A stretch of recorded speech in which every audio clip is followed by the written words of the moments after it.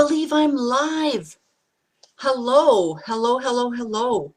Am I live? Can you hear me and see me? If you can, please say hi in the chat box. It'd be great to know that I am live and that you could hear me and that you could see me. Everything's perfect.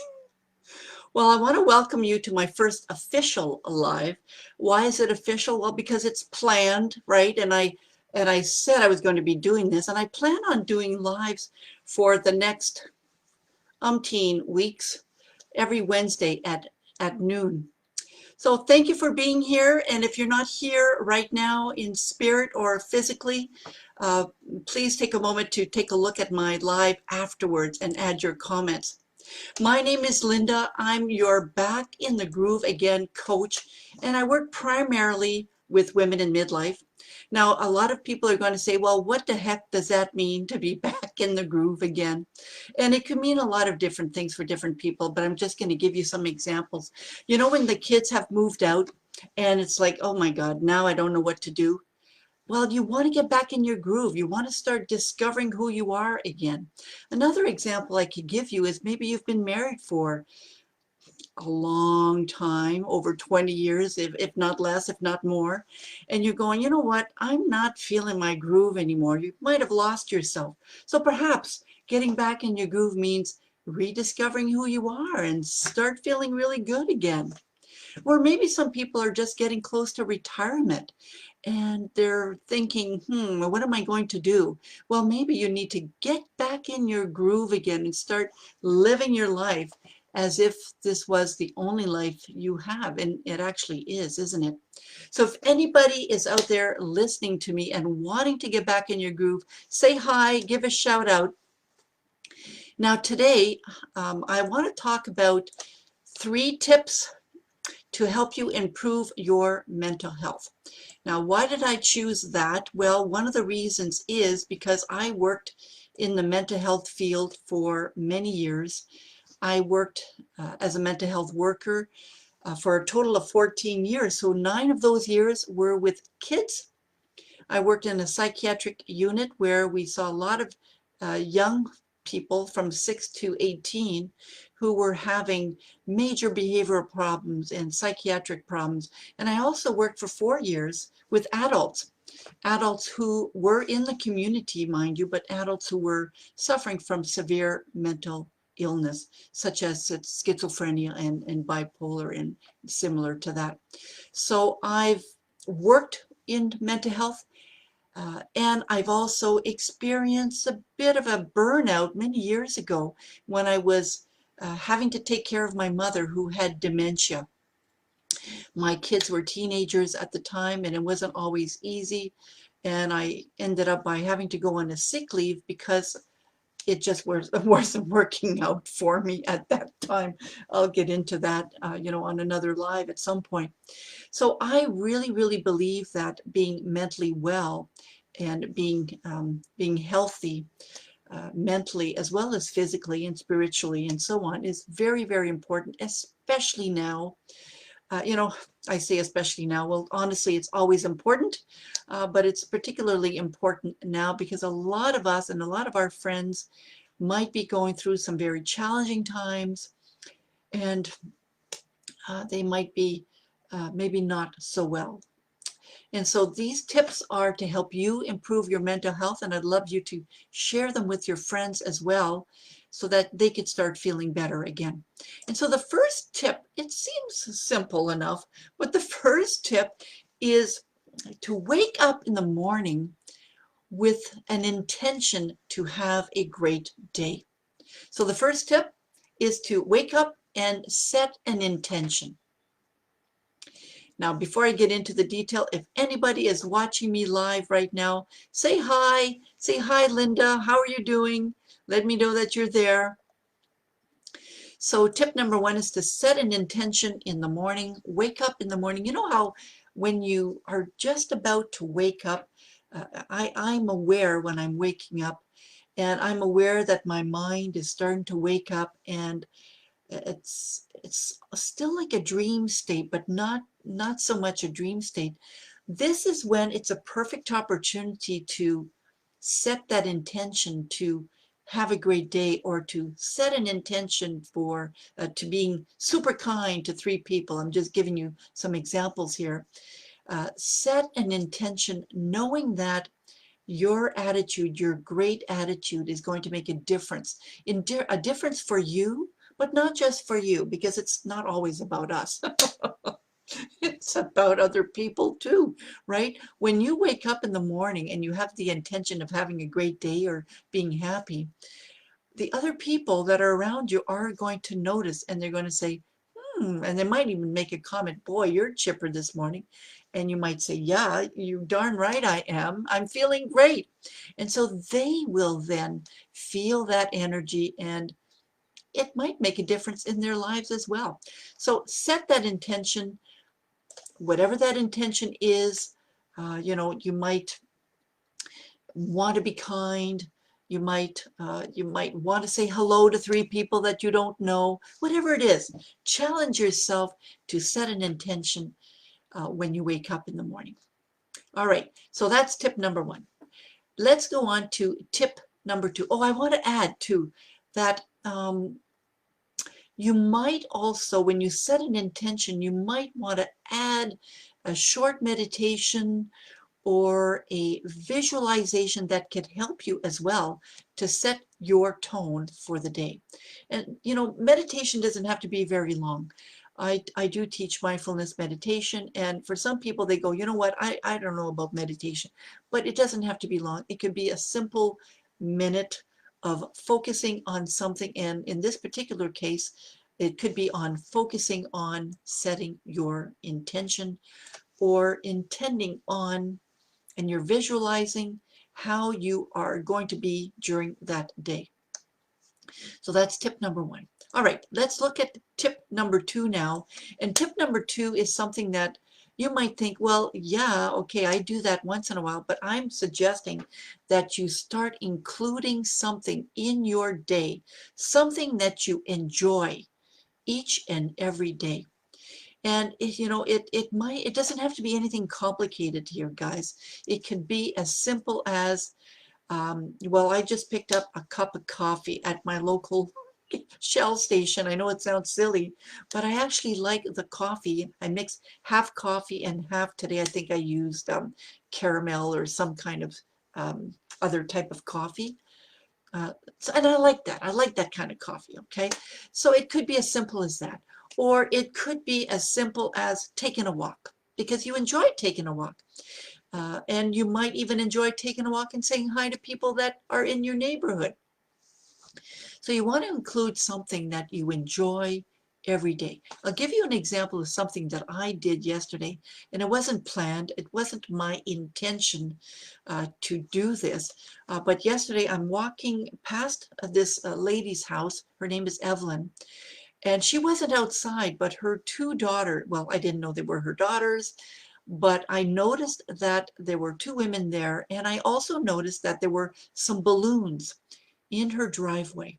So I was curious. Now, I could have chosen to just walk by, but because I care about Evelyn, and I talked to Evelyn, who's probably, I think she's actually 79 now. That's what her daughters told me. Because I care about her, I thought, I'm going to talk to these people. I don't know who these ladies are, but I was curious about the balloons. So I, took a risk and introduced myself and told them that I know their mother. And they said, oh yeah, I'm their daughter. And today's her birthday. And I'm going, wow, great. So tell your mother happy birthday. And it's from Linda. So coming back, and this is the part I want to put more emphasis on, coming back from my walk, Evelyn was outside, and I thought I wanted to sing her my Marilyn Monroe song. Now, I might not look like Marilyn Monroe right now, or maybe I do, I don't know, but I'm going to just sing you a little bit of Marilyn Monroe. It goes something like this. Happy birthday to you. Happy birthday to you. And I pointed to her like this, and I was leaning in. Happy birthday, dear Evelyn, or Evie. I think I said Evie. Happy birthday to you. And I leaned in and I showed her my you know what, because Marilyn Monroe had a really beautiful dress and a beautiful cleavage. So I went like this and she says, oh, you're crazy. And I thought, you know what? I enjoy doing that. I love doing it. And I took advantage of the moment because it was her birthday. So why not, right? So let your spirit sometimes take over. Do something you love at least once a day, if not more times, because you'll see the more times you do things you love, the more you're going to feel good, the more all these different hormones are going to, go into our system and make us even feel better. And of course, that's going to have an impact on our family. It's going to have an impact on our relationships. And of course, that's going to have an impact possibly on our community as well. So that was tip number 2. And if you are listening to me live, say hi. And if you're listening to me afterwards, please write a comment in the chat box. I'd love to hear, number 1, if you do, or if you did set an intention for the day. And number 2, second tip was, what things do you do that is positive? So that was tip number 2, to include at least one tip that you really enjoy each and every day. All right, let's go on to tip number 3. So we talked about what you can do, in the morning when you wake up. Let's talk about what you can do before you go to bed. There's a couple of things here I'm going to suggest, and the one thing that I'm going to suggest right now is to write yourself at least 3 things that you're grateful for today. Now, I'm going to encourage you to do this each and every day, to write things that you're grateful for. And you're probably going to think, well, I'm not sure what I'm going to write, because, when you're not used to thinking along those lines, it might be really challenging. And that's okay, because you'll notice that as you write things that you're grateful for, you're going to really, it's like peeling an onion, isn't it? You're going to be peeling the layers and you're going to be thinking of really substantial things that you're grateful for. So it might start off like, I'm really grateful for this cup of coffee, or I'm really grateful for the cup of coffee I had today. What a day. I loved so much meeting up with Evelyn. I really appreciated the conversation that I had with my friends today. I'm so grateful for the elderly lady who lives in my neighborhood, because she gives me a chance to be me. I'm so very grateful to the well, just come to think of it today, I'm so very grateful to the customer, the clerk at the gas station, the one who, you know, where I paid my coffee, because he says, I gave you a few free coffees today. Well, thanks. Bonus. Thank you. So I'm grateful for him for doing that. So those are just examples, of course. So writing yourself a list of 3 things. Now, it's time to go to bed, so you might not want to elaborate too much, but if you have time, you might want to elaborate on why you're grateful. Why you're grateful. So for example, I'm grateful for the elderly lady who lives in my neighborhood, because she gave me a chance for me to be me. She gave me a chance for me to be Marilyn Monroe, and I love pretending to be Marilyn Monroe once in a while, right? So think about a few things, and if you practice this every day, I tell you, you're definitely going to start seeing things differently. All right, so those are my 3 tips for the day. I want to add as well, um, to the last tip, um, see if you can go a bit further. So you're thinking of the 3 things that you're most grateful for. Then choose one in particular, one that you're most grateful for, and it doesn't have to be anything major either. And think about what it is about that thing that you're really grateful for, and everything that's related to that thing. For example, I'm really grateful for the elderly lady that lives near my street, but I'm also really grateful for her daughters, because her daughters didn't have to talk with me, and I'm so grateful that they brought balloons to Evelyn's house as well, because it really made Evelyn's day. So you see how we start with something, and it could be as simple as, I'm really grateful for the cup of coffee. I'm so grateful for the sales clerk or the cashier at the gas station who gave me these free cup of coffees. And I'm really grateful for the people who deliver, the people who make the coffee. And you can just think about everything that actually went into that particular moment and send love to that. So when you're thinking about those things that you're grateful for, don't just think about them, but I want you to notice that you feel love, but also to send love to that one thing that you're grateful for.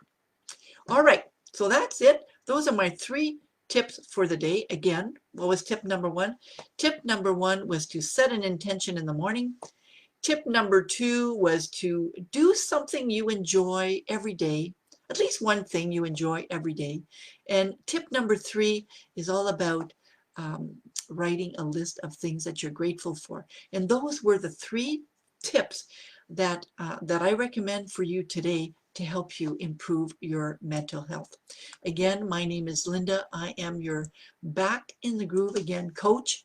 I work specifically with women in midlife, and I do help women in midlife get their groove back, whatever that. Did you know that I'm a coach and I'm a teacher and I'm not a marketer? So if I forget to say like my video, add a comment, and subscribe to my channel, that's because I'm not thinking about it. So don't forget, like my video, add a comment, and subscribe to my channel. And of course, the reason I'm saying this is because I always put out good stuff. I can even dance. Oh yeah. Uh-huh. Woohoo. And I could sing. Woo! I'm actually a very good singer, if you really want to know.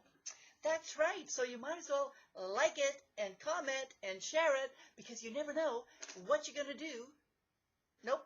You never know what I'm going to do on one of these things. Don't forget to like, comment, and share this video, because it's all part about getting back in your groove again. Uh-huh, uh-huh, uh-huh.